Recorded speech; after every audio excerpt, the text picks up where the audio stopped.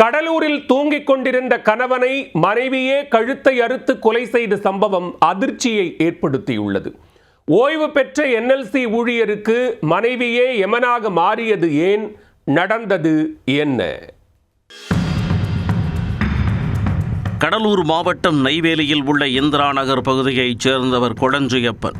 63 வயதான இவர் NLCயில் பணியாற்றி ஓய்வு பெற்றவர். இவரது மனைவி 55 வயதான பத்மாவதி. இந்த தம்பதிக்கு ஒரு மகன் மற்றும் ஒரு மகள் உள்ளனர். NLCயில் பணியாற்றி ஓய்வு பெற்ற கொளஞ்சியப்பன் பிரபல ஜவுளிக்கடை ஒன்றில் காவலாளியாக பணியாற்றி வந்தார். இந்த நிலையில் கொளஞ்சியப்பன் வேறொரு பெண்ணுடன் தொடர்பில் இருந்து வந்ததாக கூறப்படுகிறது. இதை அறிந்த அவரது மனைவி பலமுறை அவரை கண்டித்துள்ளார்.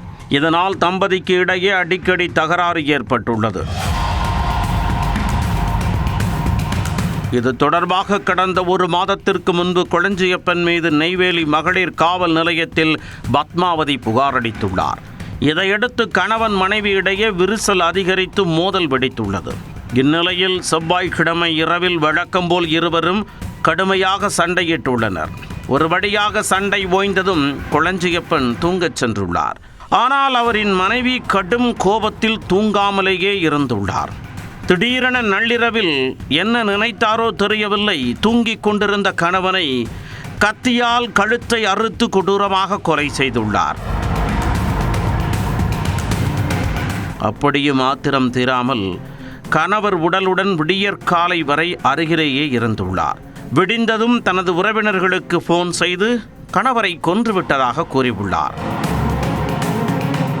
தகவல் அறிந்து அங்கு வந்த நெய்வேலி போலீசார் உடலை கைப்பற்றி உடற்கூறாய்விற்காக அரசு மருத்துவமனைக்கு அனுப்பி வைத்தனர். இது தொடர்பாக வழக்கு பதிவு செய்த போலீசார் பத்மாவதியை கைது செய்தனர். வேறொரு பெண்ணுடன் தொடர்பில் இருந்த 63 வயதான கணவனை மனைவியே கழுத்தை அறுத்து கொடூரமாக கொலை செய்த சம்பவம் நெய்வேலியில் பரபரப்பை ஏற்படுத்தியுள்ளது.